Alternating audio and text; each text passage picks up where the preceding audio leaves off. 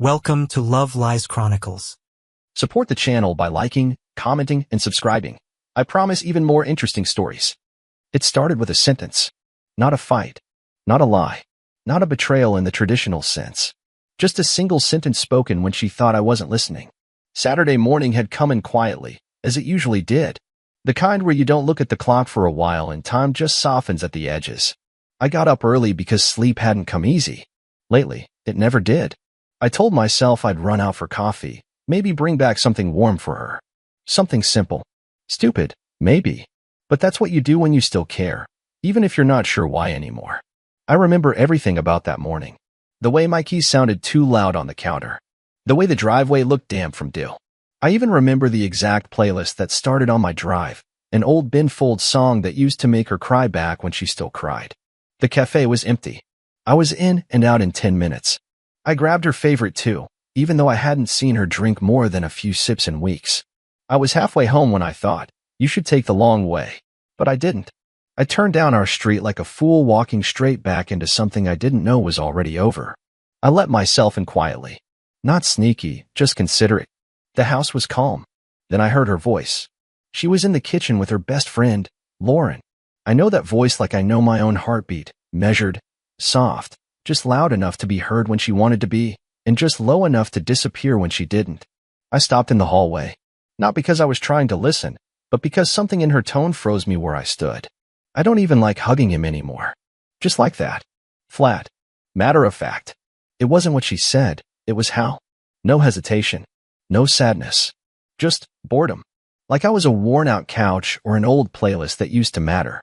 Lauren laughed, light, dry, like she'd heard this before. Then stop pretending, she said. I didn't hear a reply. Maybe there wasn't one. Maybe they just moved on, back to their coffee and their casual talk. Weekend brunch plans. Something about a show they were watching. I didn't know. My ears were still ringing. I backed up slowly, my shoes silent against the hardwood. I stepped outside again and stood on the porch, holding that coffee like it was the only thing tethering me to gravity. The street was dead quiet. Just one kid riding a scooter and the mailman parked a block down. I watched them like I was watching a world that had nothing to do with me anymore. I don't know how long I stood out there. Long enough for the coffee to go cold. I didn't feel it. The thing about moments like that, moments where something in you just switches off, is they don't come with fireworks or dramatic music. No shouting. No tears. Just silence. A kind of emotional tinnitus that rings inside your chest. When I walked back in, they were still in the kitchen. She was rinsing a mug. Lauren glanced up first, and I saw something flicker in her eyes, surprise, maybe, or guilt. But it vanished before I could name it. My wife turned around and smiled at me like nothing had happened. You're back early, she said, drying her hands on a towel. Didn't want to wait in line, I said. I placed the coffees on the counter. Got yours too. Extra cinnamon. She smiled again, that tight-lipped thing she'd started doing over the last few months. The smile of someone still trying to play normal. Oh, thanks. You didn't have to. I know. Lauren glanced between us. I should get going, she said, grabbing her bag. My wife walked her to the door while I stood there in the kitchen, staring at the fridge like it was supposed to offer me some kind of guidance. She came back a moment later and opened the bag to grab the coffee I'd brought. I was actually thinking of switching to matcha, she said absent-mindedly, setting it down. I nodded. Makes sense. She didn't ask what I meant. She just walked into the living room and turned on the TV. And that was it. No confrontation. No mention of what I heard. No storm. No fire. Because something had already gone cold. And when a man hears the woman he married say she doesn't like hugging him anymore, he doesn't ask why. Because I already knew everything I needed to. It's strange how quickly things become routine, even the things that hurt. That night, I didn't say much. I brushed my teeth, climbed into bed, and turned my body away from hers. Not dramatically. Not with a sigh or a pause meant to get her attention. Just naturally. Like I had done it 1,000 times. Like my spine knew before my brain did that I wasn't going to reach for her again. She didn't reach either. The next morning, I made breakfast, but only enough for myself. I didn't ask what she wanted. I didn't ask if she'd like coffee. I didn't even ask if she'd slept well. The words felt useless. Performed. I ate in silence, rinsed my plate, and left for work early. She texted around 11:24, "You okay today?" I stared at it for a few seconds longer than I should have.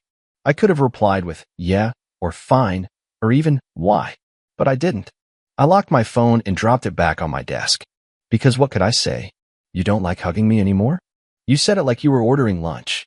The next few days followed that same rhythm. I stopped waiting to be asked things and stopped offering. I'd still mow the lawn, pay the bills, wash the dishes, but I did it like I was living in a shared apartment, not a marriage.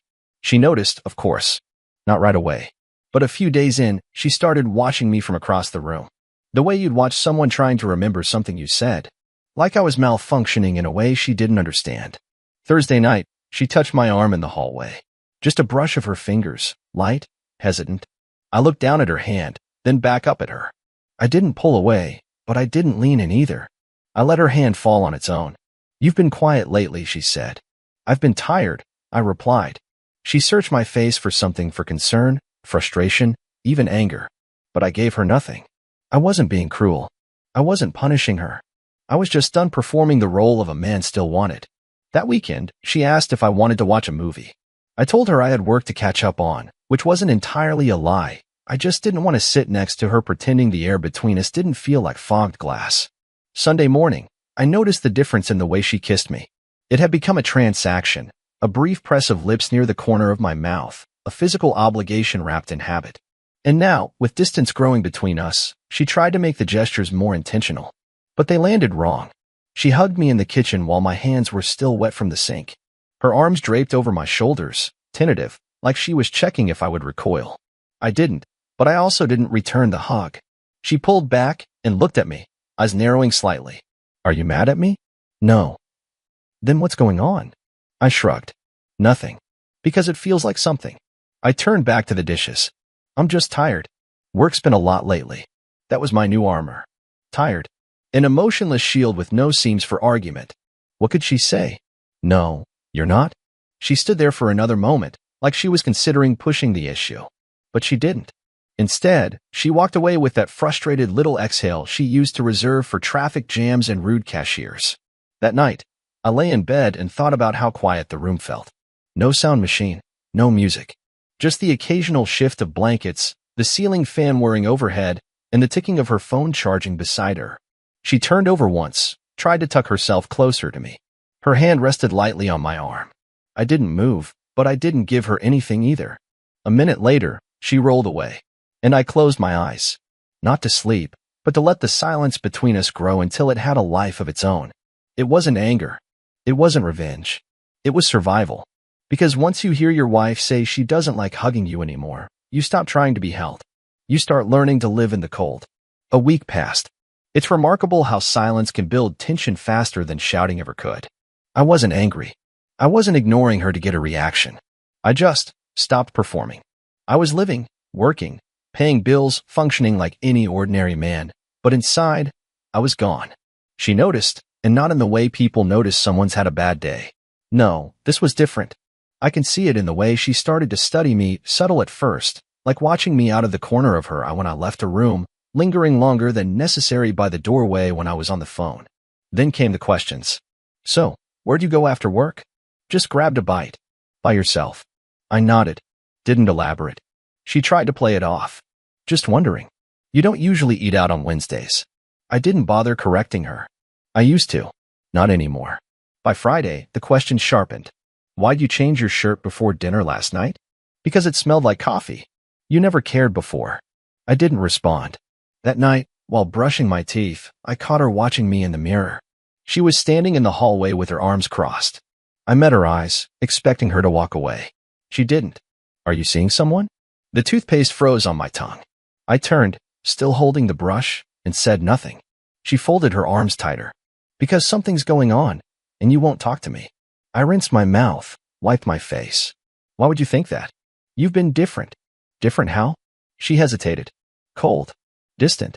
Like you don't even see me anymore. I held her gaze. You just noticing that now? That hit something. Her jaw tensed.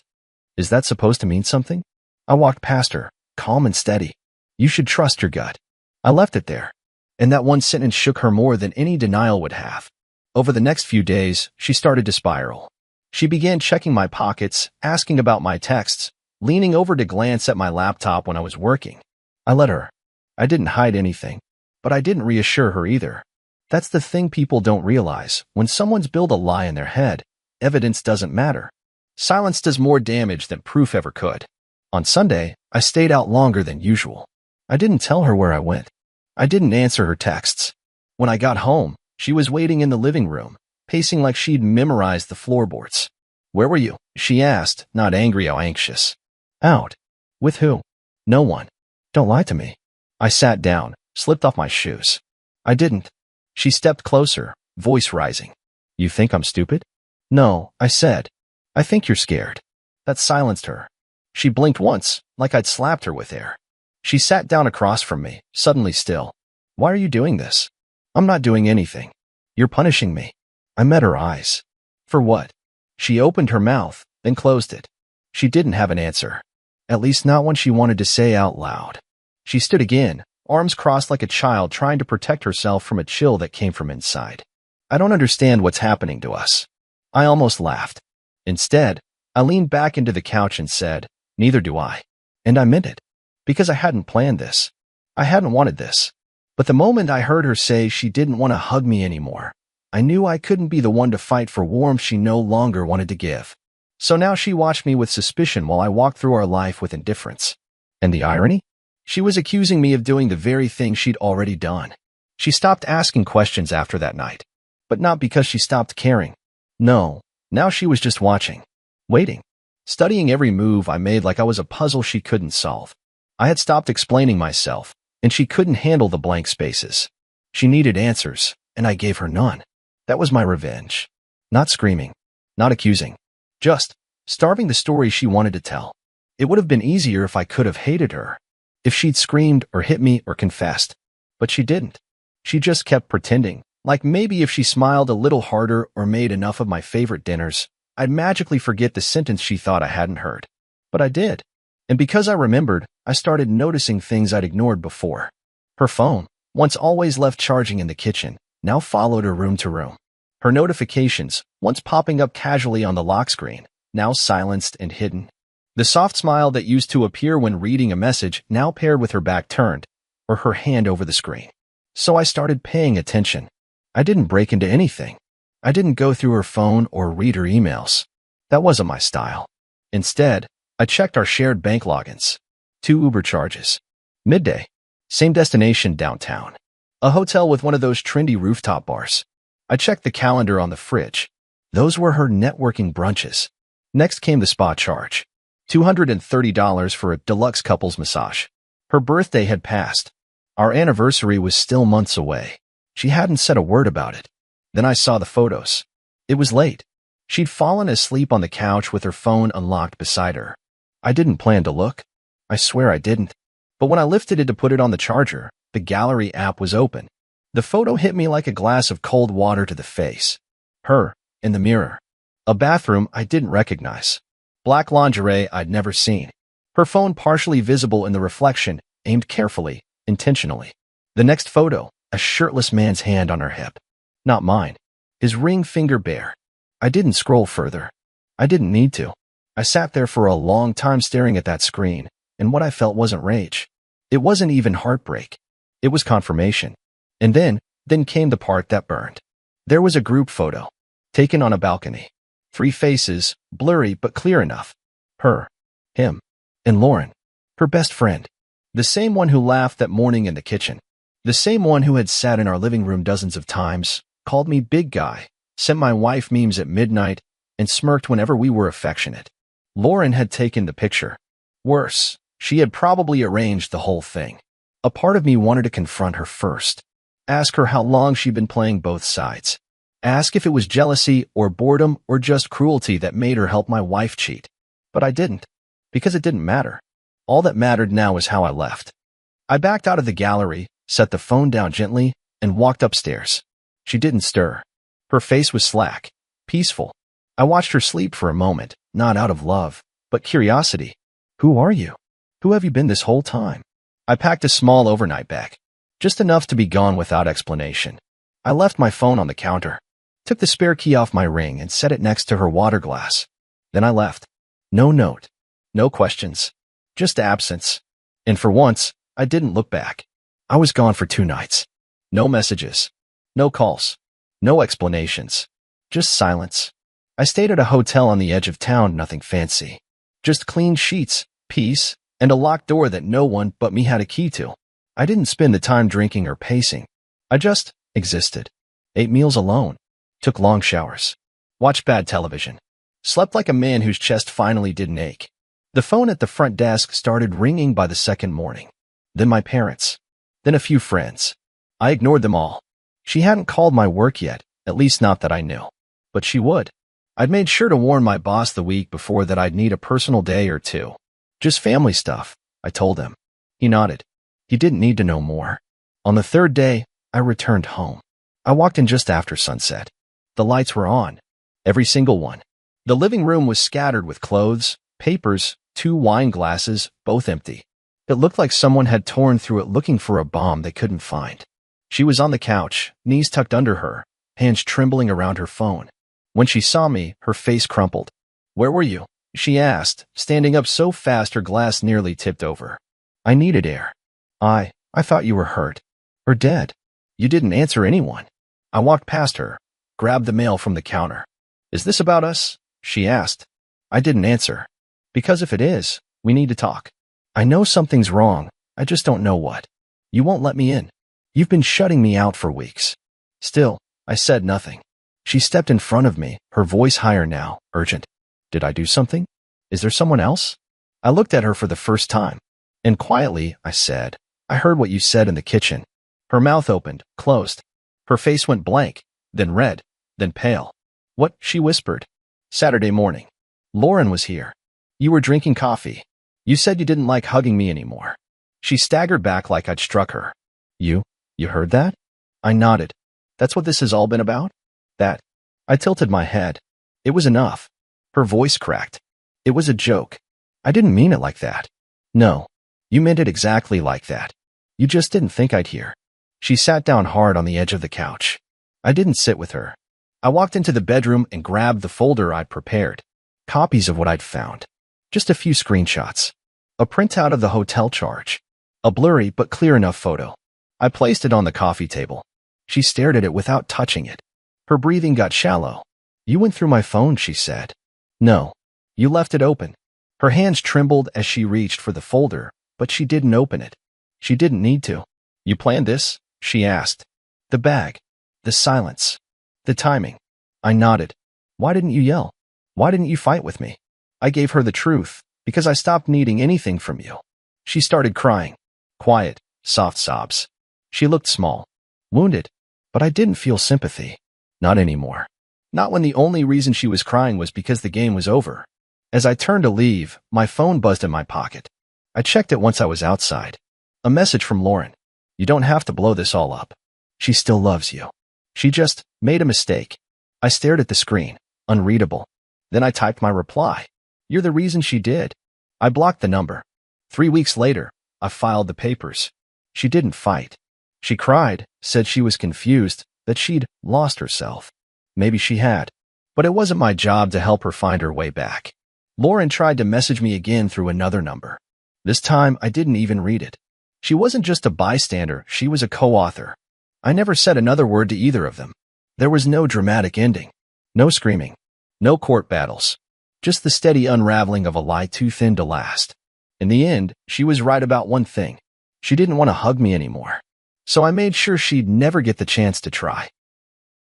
Dear listeners, please share your thoughts in the comments, and do not forget to like, share, and subscribe to the channel.